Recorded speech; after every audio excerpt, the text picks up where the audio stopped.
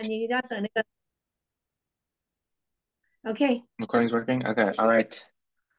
Hello, everybody. Today is our first, I guess, our start to coding. So this is the intro to pandas. And pandas, not to be mistaken for these very cute creatures, but I heard very expensive creatures.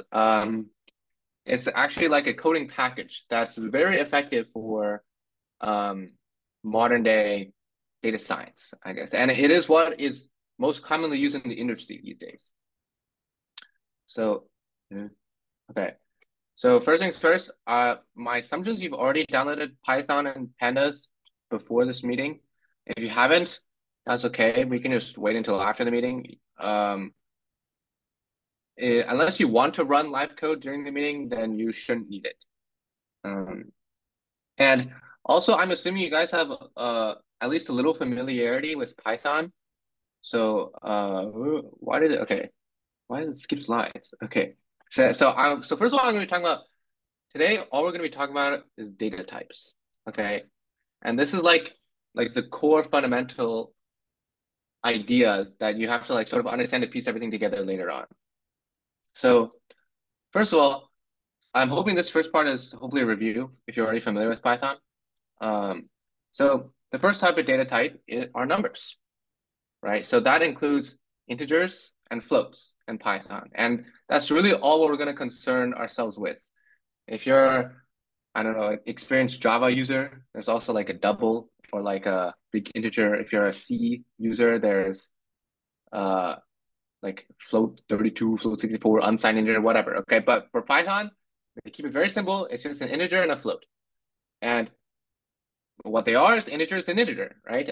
So that can hold whole value numbers, right? A float is just an integer, but it has a decimal value. And uh, oh yeah, in Python, you don't have to declare it as an integer. It will automatically do that for you. The int never has a decimal point. A float always does.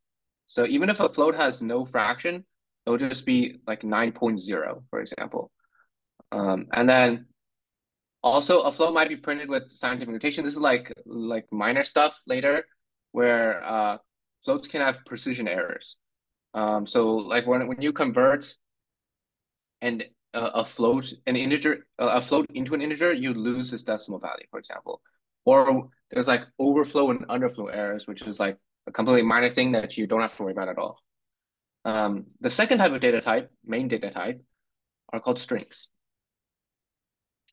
Now, strings are just basically any snippet of text of any length, right? A single character is called a string of length one is called a character.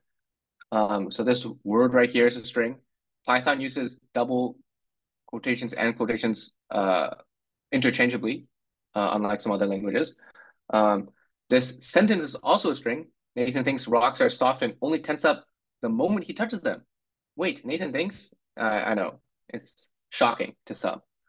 Um, so strings also can also consist of numbers that can be converted into numbers. So for example, if you put int and a string 12, this will give you the number 12. If you put a float and a 1.2, this will give you the float 1.2. It's also important to note any value can be converted to a string, right? So I can string a number if I want. Um, this is actually very important to know because a lot of the times you have some data type saved, but you have no idea how to save it. So you just save it as a string.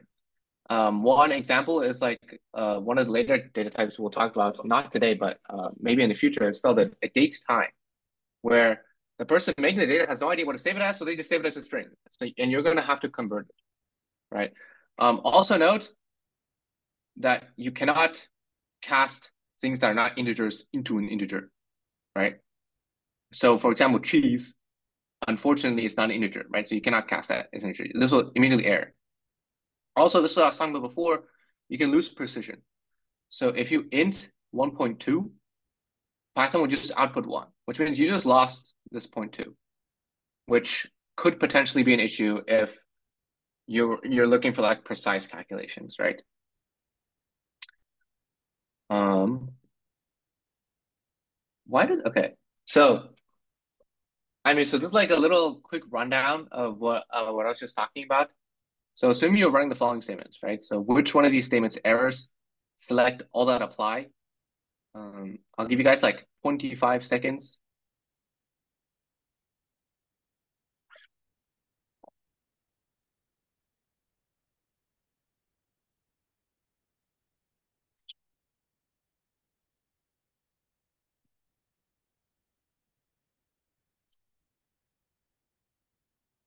Okay, so as it turns out, all of these statement errors.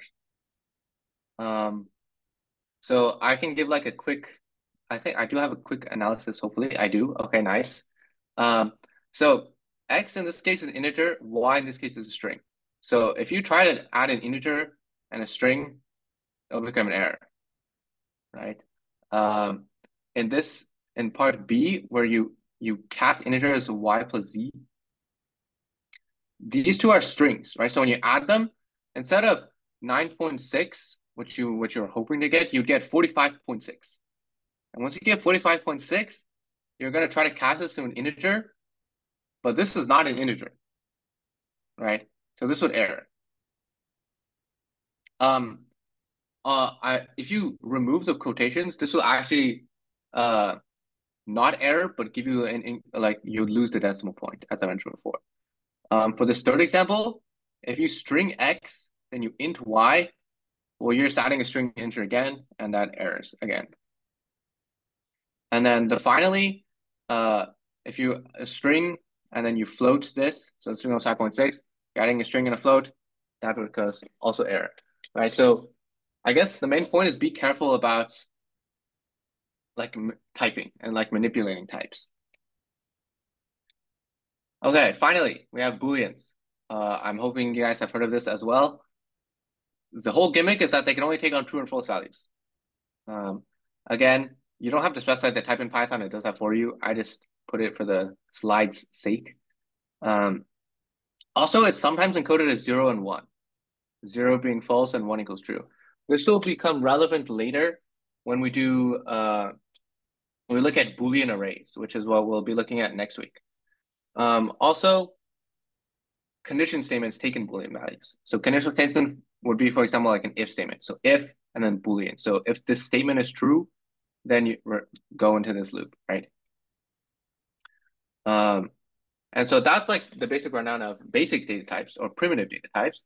So now I'll get into the new stuff, which is what we will be working with for, I guess, the rest of the project. So first of all, you notice I did not mention a list, a Python list. And instead, in data science, what we use is called a series, right? And if you didn't know, in Python, a list is just a list of objects, right? So this is like 1, 2, 3, 4, 5. So it's very convenient to store data in a list, right? However, we will almost never use a Python list. Instead, what we'll use is a series. And what series are they're just basically lists, okay? But with like lots of extra nice features. Um, you'll notice that first of all, there's an index column as well. So these are the values. The values also come with an index, right? Um, Also, you'll see in my demo I'm about to show you later, the main differences between the list and the series is that it allows for a quote unquote convenient math, which again I'll get into later. Um, you can see they allow like tons of commands, which I'll give you like a brief overview, and we'll go over a lot of these commands explicitly in the future. And this is the most important fact, they make up tables, right? So I'll give you like a little quick demo about the series, right? So this is like a classic way to substantiate your series, like introduce your series. Um, by the way, I have like almost never had to manually create a series like this. Um, Mainly because you normally like import data, right? So like it really doesn't make sense to like manually create your series. Also, a thing about Notebook, which is the I, P, Y, and B, is that if you put your variable as the last line, it will output it and as like it's like basically a print statement for that variable, right? So this is like a very common practice. So as you can see from the slide, this series is 1, 10, 20, 30, 40, 50, 60, right? And the type, which it is called D type, is in 64, um, which is a 64-bit integer. And like I said, notice the index and notice the values. Notice this extra column here, right? Lists also have extra columns, but when you run it, Python will not tell you. Okay, maybe you guys can see this better. Python will not tell you about the index, right? Um, Now, if you guys are familiar with Python, you'll know that this line right here, you try to add one to a list. Okay, this Python will think, okay, what the heck is this guy doing? This guy's an idiot, right? And it will error, right? So you cannot add a list to an integer, nor can you add an integer to a list, right? Python will scream at you, error immediately. So how would you add one to every element in this list, right? You'd have to for loop into the new list, index into the list, and then add one to every element. Okay. I will also note we will very rarely be using for loops in pandas because the functions are so convenient. So what if we add one to a series, right?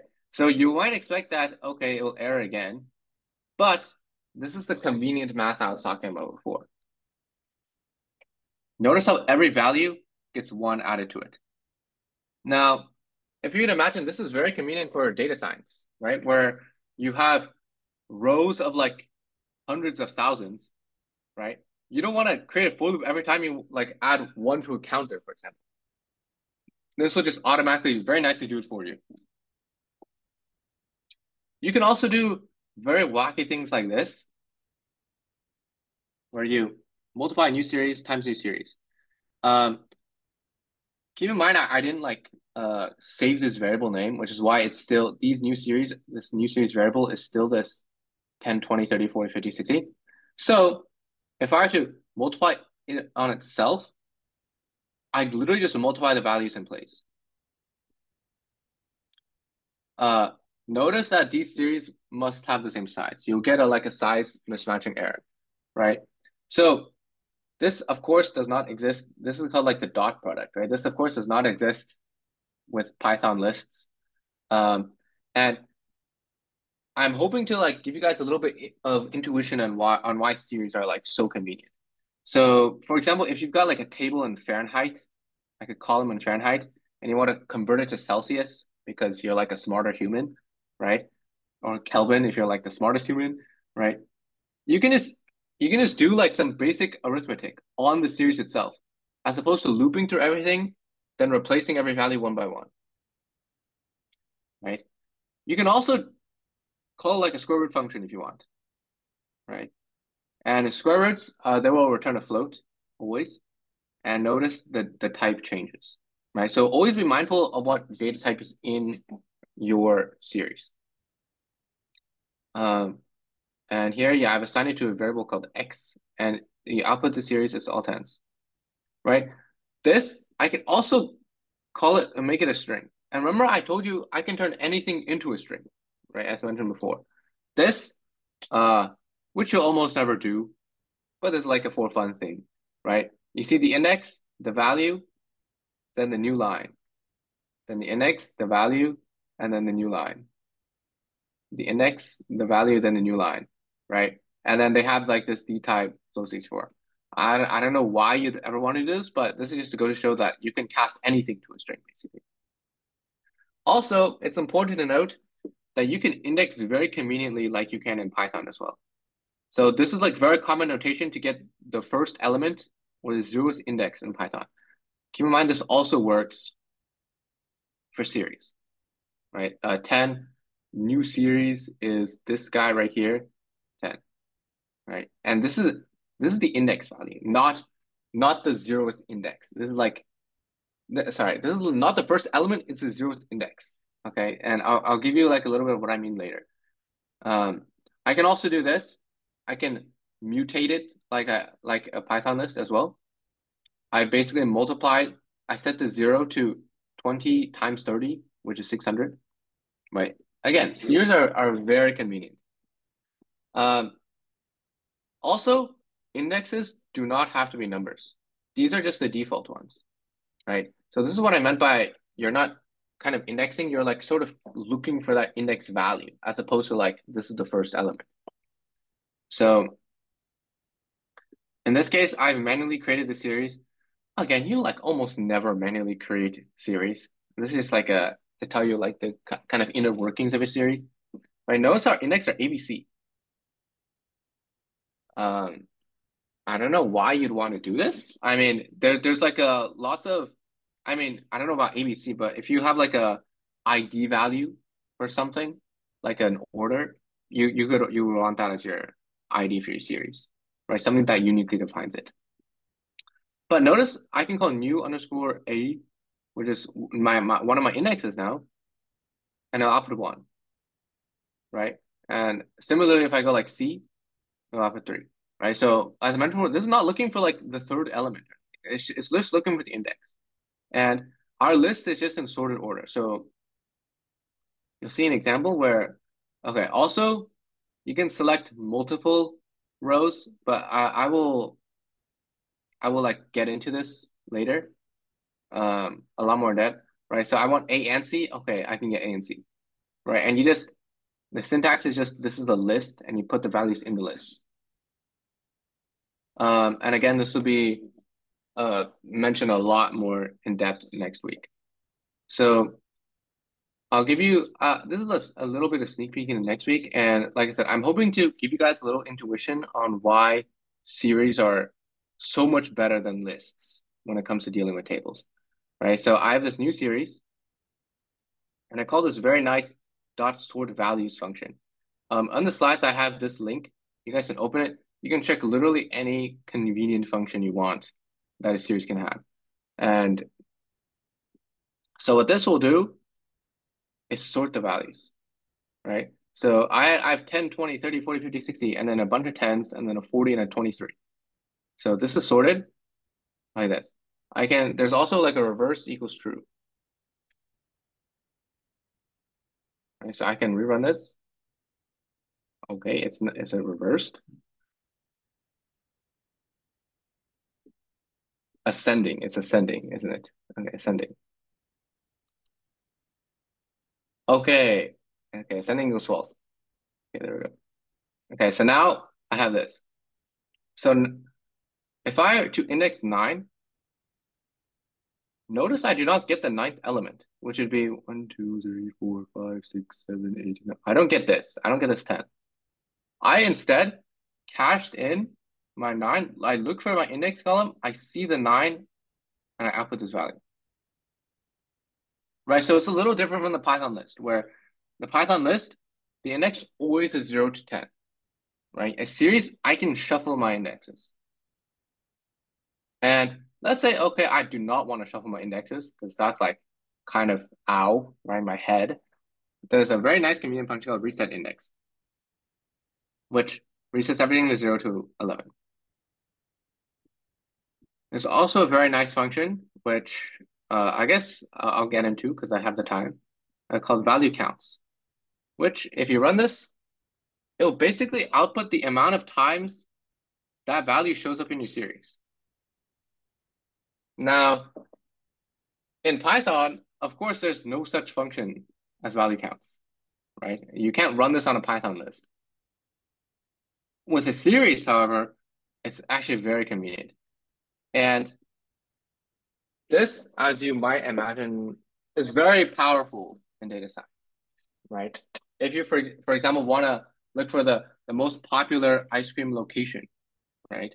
You can just sort by value counts and sort by the amount of times that value appears in the data set, right? Um, oh yeah. Also, there's like other things you can sort of sort it by. This is just by count, right? You just notice this nice label, and of course you still have integers. All right. Also, notice your index changed, right? So your index is this 10, this 40, these were your original values. right?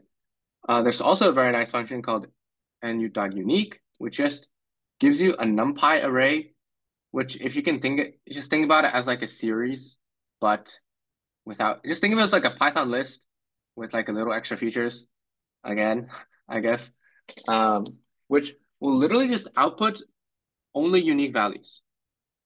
So, you can think of it as like a set, if that's what you're familiar with. Also, in the real world, your data will have a lot of missing values, right? And series will support that. Right? You see these NaN values.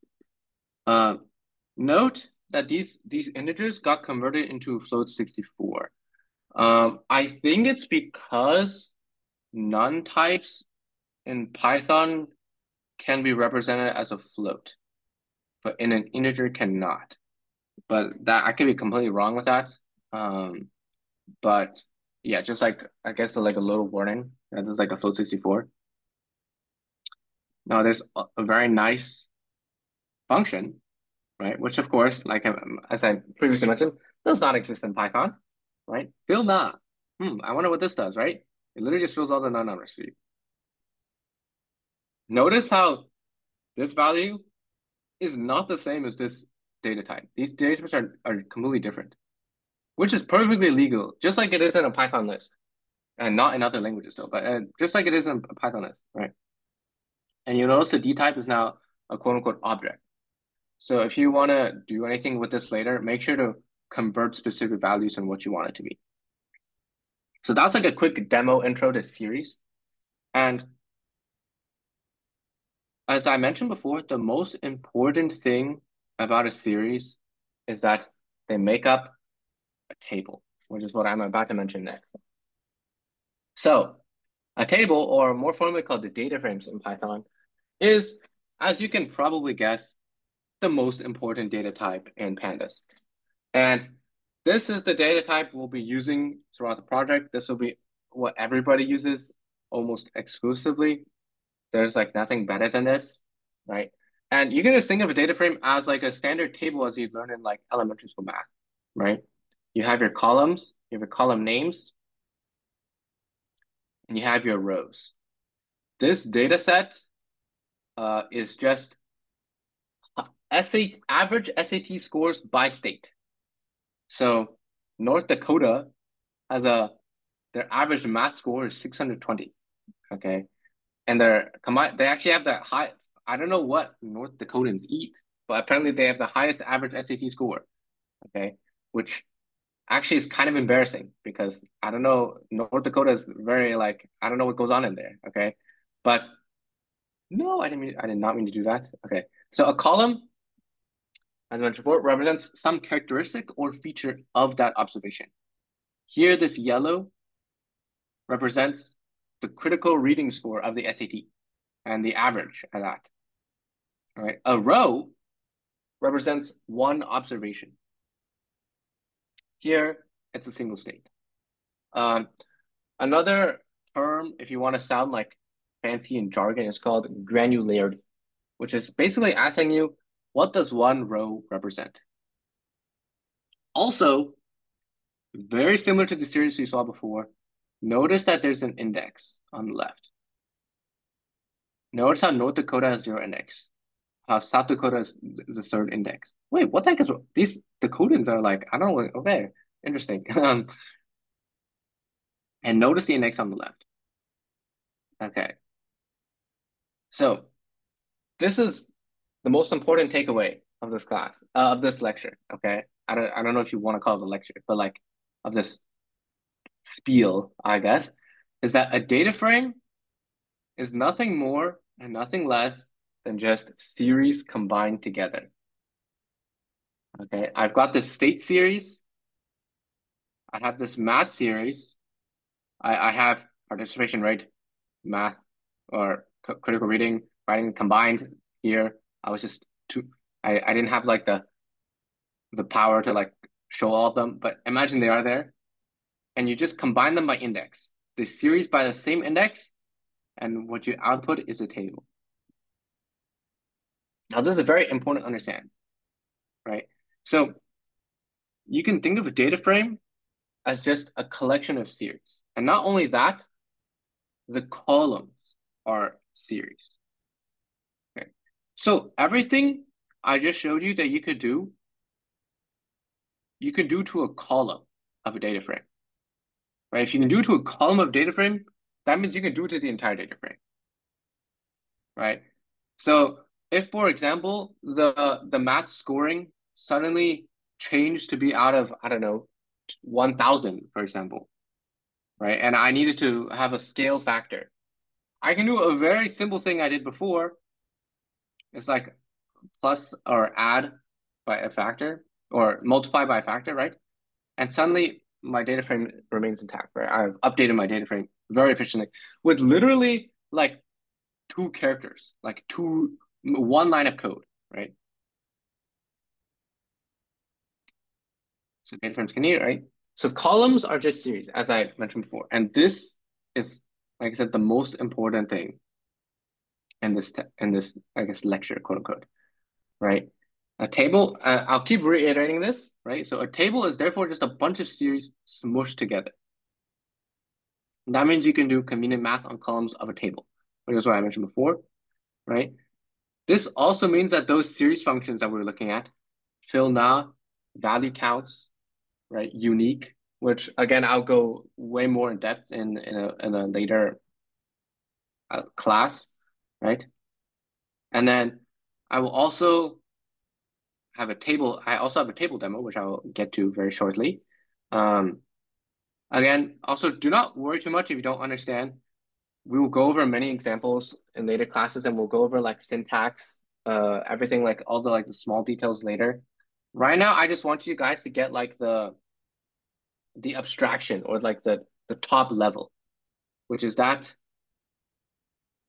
um, columns are just series and tables are just a bunch of columns smushed together.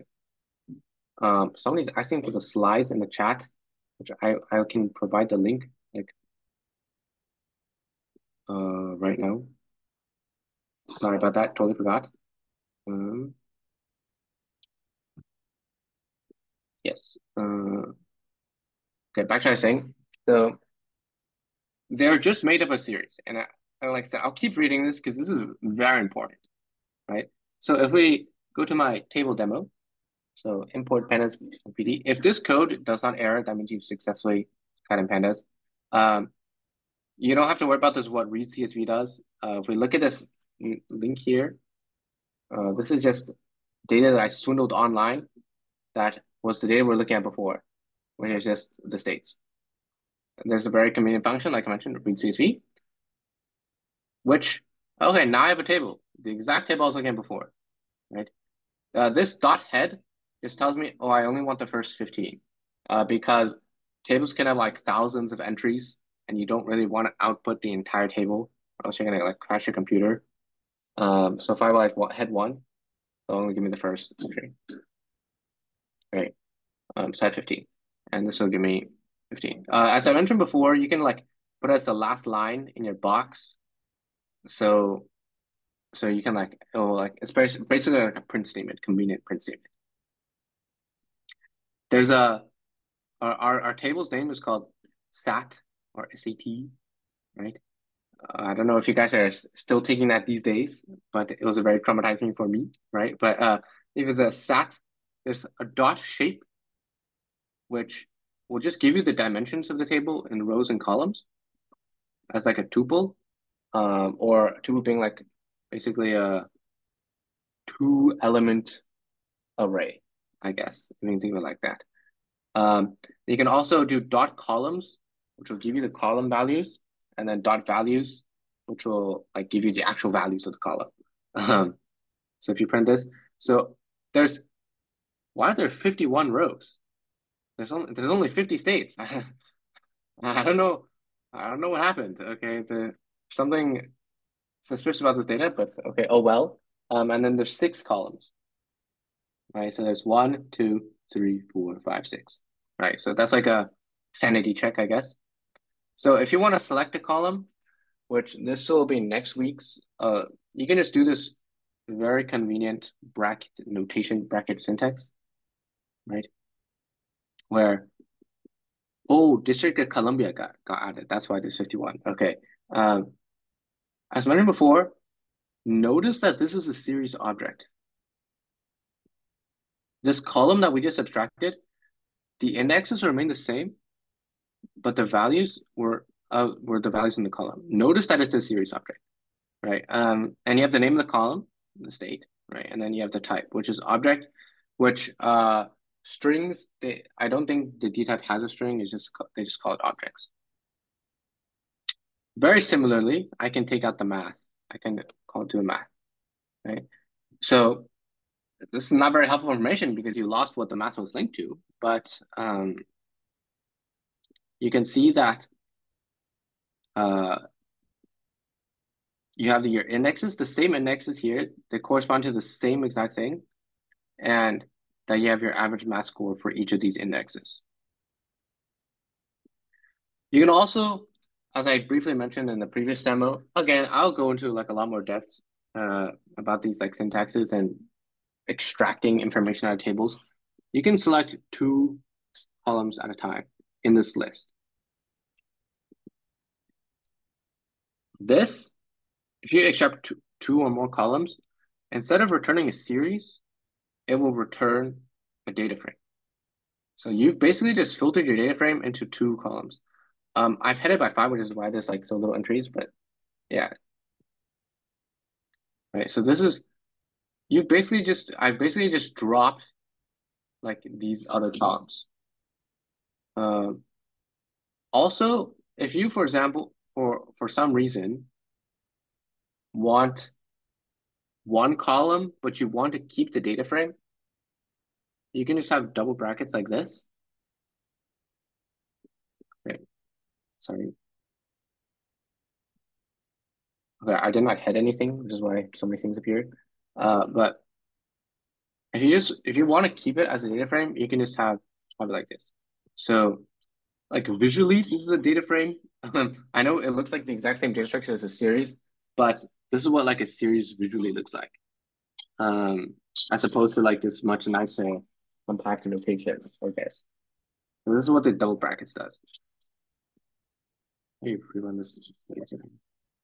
Um, as mentioned, as I briefly mentioned in the slides, I can do whatever I want to the columns like I did to a series, right? So if I want to multiply everything by 2, which is like I sort of hinted at you could do here, right? I can just do that. So this, okay, it's like jumping ahead.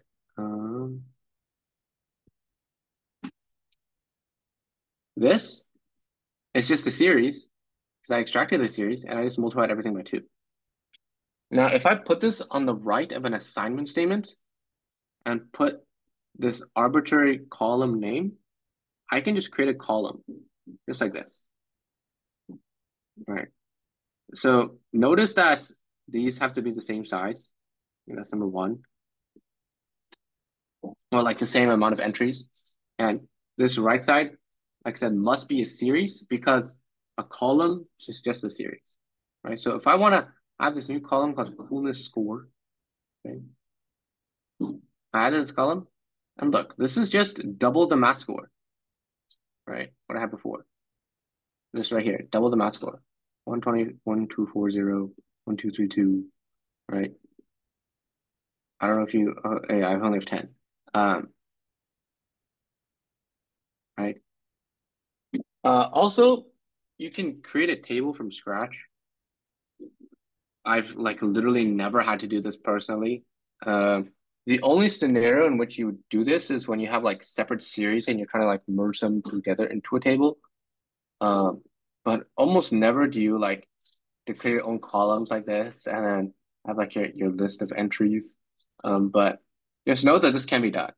Right? You've got column 1, column 2, and then you got your entries in the column, right? 1, 2, and then gives you 4.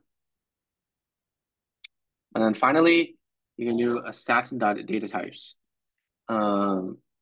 which will just tell you basically in every column what data type you have in the column. Let's say object, 64, and then these are all integers.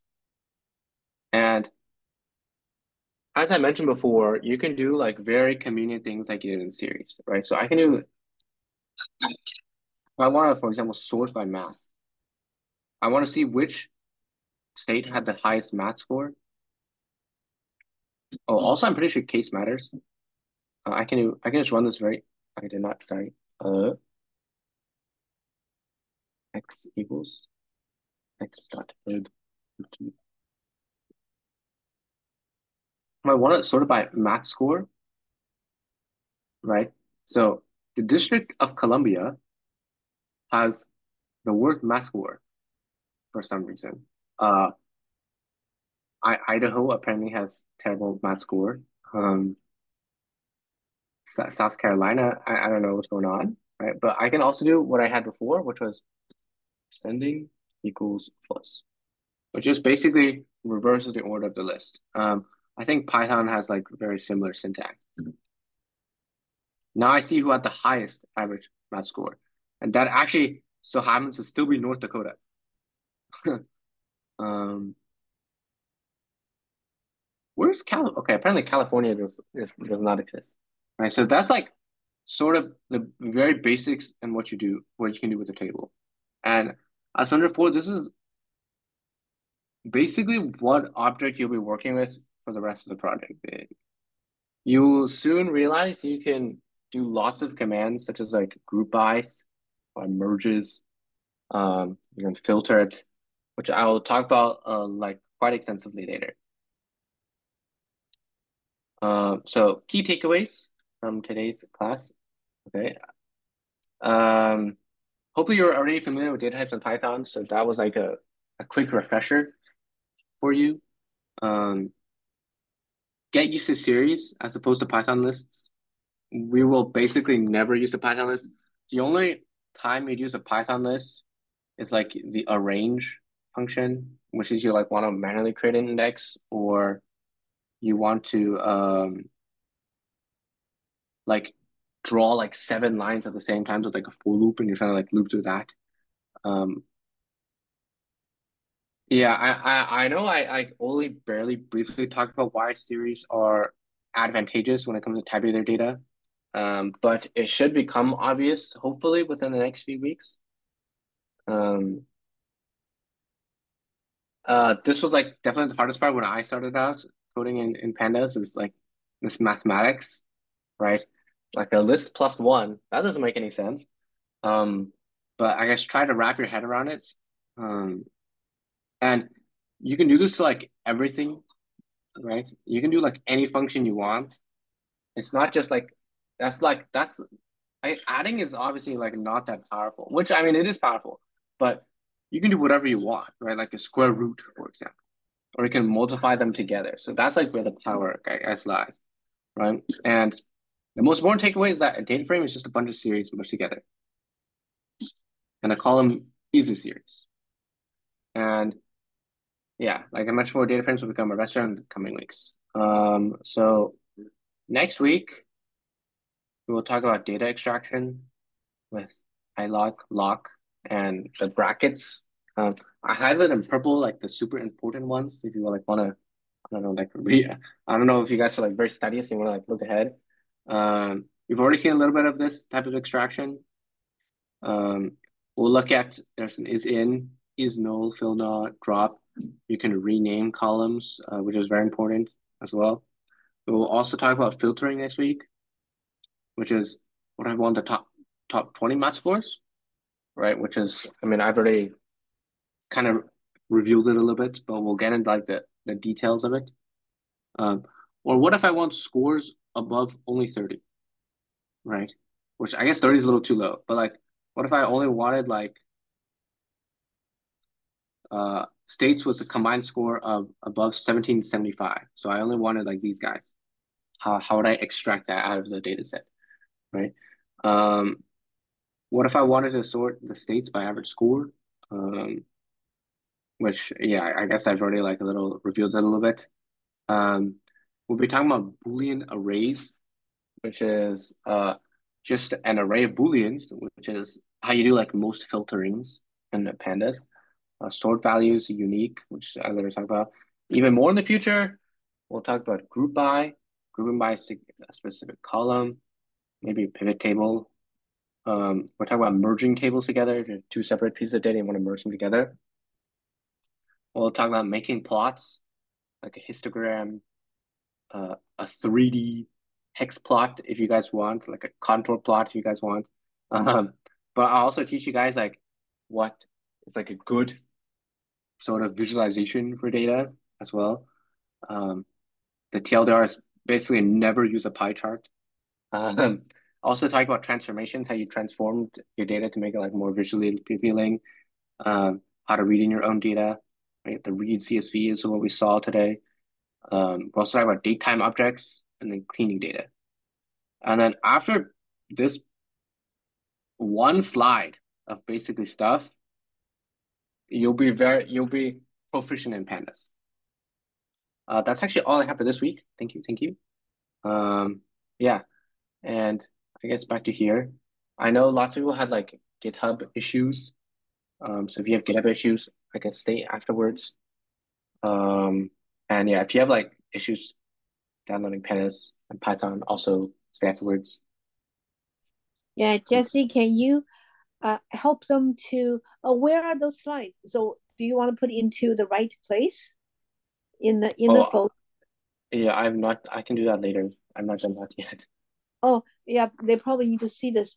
Maybe all of them can start to install Panda.